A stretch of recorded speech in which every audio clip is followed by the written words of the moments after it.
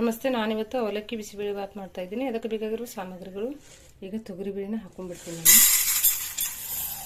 ತೊಗರಿಬೇಳೆನ ಈ ಸರಿ ವಾಶ್ ಮಾಡ್ಕೊಂಡ್ಬಿಡ್ತೀನಿ. ಈಗ ಕುಕ್ಕರಲ್ಲಿ ಇಟ್ಕೊಂಡ್ಬಿಡ್ತೀನಿ. 3 ರಿಂದ 4 ಸೀಟಿ ಮಾಡ್ಕೊಂಬಿಡಿ. ನೋಡಿ, ಈಗ 3 ಸೀಟಿ ಆಗಿದೆ. ಸ್ಟವ್ ಬಂದ್ ಮಾಡ್ಕೊತೀನಿ. ಈಗ ವೆಜಿಟೇಬಲ್ಗೆ ನಾನು ಕ್ಯಾರೆಟ್, ಬೀನ್ಸ್, ಕಾಲಿಫ್ಲವರ್, ಟೊಮೆಟೊ, ಈರುಳ್ಳಿ, ಹಸಿ ಬಟಾಣಿನ ತೊಗೊಂಡಿದ್ದೀನಿ. ನಾವು ಮಾಡ್ತಿರೋದು ಅವಲಕ್ಕಿ ಬಿಸಿಬೇಳೆ ಬಾತ್. ಅದಕ್ಕೋಸ್ಕರ ನಾವು ಏನು ಮಾಡಬೇಕು, ವೆಜಿಟೇಬಲ್ಗಳನ್ನ ಒಂದು ಕುದಿನ ಕುದಿಸ್ಕೋಬೇಕು. ನಾನೀಗ ಈರುಳ್ಳಿ, ಟೊಮೆಟೊ ಬಿಟ್ಟು ಬಾಕಿ ಕ್ಯಾರೆಟ್, ಬೀನ್ಸ್, ಕಾಲಿಫ್ಲವರ್, ಬಟಾಣಿನ ಕುದಿಸ್ಕೊಂಡ್ಬಿಡ್ತೀನಿ.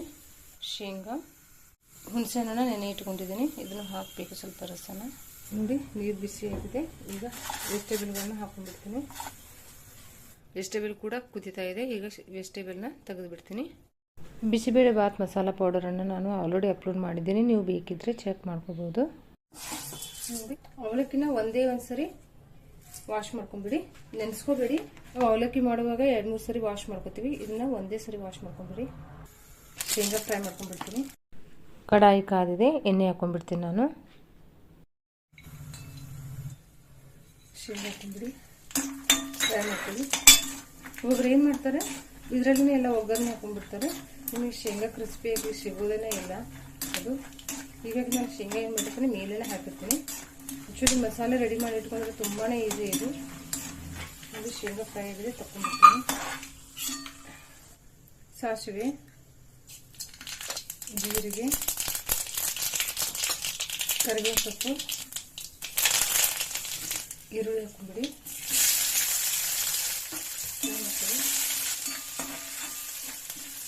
ಸ್ವಲ್ಪ ಎಣ್ಣೆ ಹಾಕೊಂಡ್ಬಿಡ್ತೀನಿ ನಾನು. ಅಂದರೆ ವೆಜಿಟೇಬಲ್ ಹಾಕಬೇಕು. ತುಂಬ ಕೆಂಪು ಮಾಡ್ಕೋಬೇಡಿ. ಟೊಮೆಟೊ,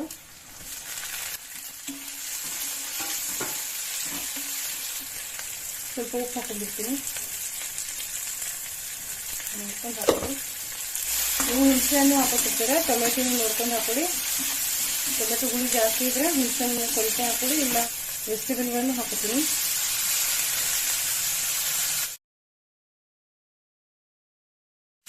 ಹುಣಸೆಹಣ್ಣು ಬೇಯಿಸ್ಕೊಂಡಿದ್ದೀವಿ, ಆದರೂ ಸ್ವಲ್ಪ ಬೇಯಿದೆ ಅಂತ. ಈಗ ಬಿಸಿಬೇಳೆ ಬಾತ್ ಪೌಡರ್ ಹಾಕ್ತಾ ಇದ್ದೀನಿ. ನಾನು ಒಂದು 2 ಟೀ ಸ್ಪೂನಷ್ಟು ಹಾಕ್ತೀನಿ. ಸ್ವಲ್ಪ ಹಳದಿ ಪೌಡರ್ ಮಾಡ್ತೀವಿ. ಒಂದು ಅರ್ಧ ಟೀ ಸ್ಪೂನಷ್ಟು ಹಾಕ್ತೀನಿ. ಅಂದರೆ ನಾನು 2.5 ಟೀ ಸ್ಪೂನಷ್ಟು ಮಸಾಲೆನೂ ಹಾಕಿದ್ದೀನಿ ಅದಕ್ಕೆ. ನೋಡಿ, ಬೇಳೆ ಕೂಡ ಚೆನ್ನಾಗಿ ಕುದಿದೆಯಲ್ಲ, ಹಾಕೊಂಡ್ಬಿಡಿ. ಮಿಕ್ಸ್ ಮಾಡ್ತೀವಿ.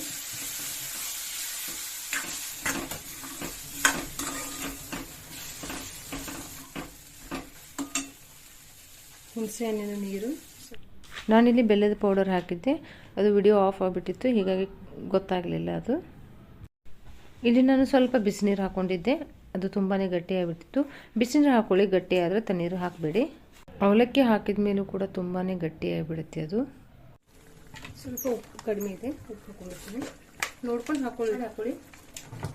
ಕಲರ್ ಕೂಡ ತುಂಬಾ ಚೆನ್ನಾಗಿ ಬಂದಿದೆ ಮಸಾಲೆ. ಸ್ವಲ್ಪ ಈ ಥರ ತಿಕ್ಕಾಗಿ ಬರಬೇಕು, ಸಾಂಬಾರು ಆಗೋ ಥರ. ಯಾಕಂದರೆ ಬೇಳೆ ಹಾಕೊಳ್ಳಿ, ಸ್ವಲ್ಪ ನೀರು ಹಾಕಿ. ಅದು ನೀವು ಮಸಾಲೆ ಹಾಕಿದ ತಕ್ಷಣ ಗಟ್ಟಿನೇ ಆಗುತ್ತೆ. ಅವಲಕ್ಕಿ ಹಾಕಿದ ತಕ್ಷಣ ತುಂಬಾ ನೀರು ಜಗ್ಬಿಡುತ್ತೆ. ಅದು ಅವಲಕ್ಕಿ ಎಲ್ಲ ಜಕ್ಕೊಂಡ್ಬಿಡುತ್ತೆ. ಅವಲಕ್ಕಿ ಹಾಕಿದ್ಮೇಲೆ ನೀರು ಹಾಕೋಬೇಡಿ. ಅವಲಕ್ಕಿ ಹಾಕಿದ ತಕ್ಷಣ ಕುದಿಸ್ಬೇಡಿ. ನೋಡಿ, ಅವಲಕ್ಕಿ ನೋಡಿ ಹಾಕೊಳ್ಳಿ, ಎಷ್ಟು ಹಿಡಿಯುತ್ತೆ ನೋಡಿಕೊಂಡು. ತುಂಬ ಅವಲಕ್ಕಿನೂ ಆಗಬಾರ್ದು, ತುಂಬ ಬೇಳೆನೂ ಆಗಬಾರ್ದು.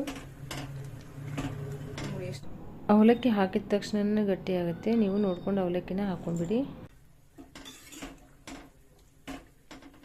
ನೋಡಿ, ಚೆನ್ನಾಗಿ ಗಟ್ಟಿ ಆಗಿದೆ. ಇದು ಚೆನ್ನಾಗಿ ಬಂದಿದೆ. ಇದು ಒಬ್ಬೊಬ್ರು ಮತ್ತೆ ತುಪ್ಪದಲ್ಲಿ ಗೋಡಂಬಿ ಎಲ್ಲ ಹಾಕ್ತಾರೆ. ಅದು ರೈಸಲ್ಲಿ ಅಷ್ಟೇ ಚೆನ್ನಾಗಿ ಅನಿಸುತ್ತೆ ನನಗೆ. ಹೀಗಾಗಿ ನಾನೇನು ಮುಂಚೆನೇ ಶೇಂಗಾ ಎಲ್ಲ ಏನು ಮಾಡಿದ್ದೀನಿ, ಫ್ರೈ ಮಾಡಿ ಇಟ್ಕೊಂಡಿದ್ದೀನಿ. ತಣ್ಣಗಾದ್ಮೇಲೆ ಗಟ್ಟಿ ಆಗುತ್ತೆ. ಒಂದು ಕುದಿ ಬಂದರೆ ಸಾಕಿದು. ಈಗ ಇದು ಕುದಿ ಬಂದಿದೆ, ಸ್ಟವ್ ಬಂದ್ ಮಾಡ್ಕೊಂಡಿದ್ದೀನಿ. ಶೇಂಗಾ ಹಾಕೊಂಡಿರ್ತೀನಿ, ಮಿಕ್ಸ್ ಮಾಡ್ಕೊಳ್ಳಿ.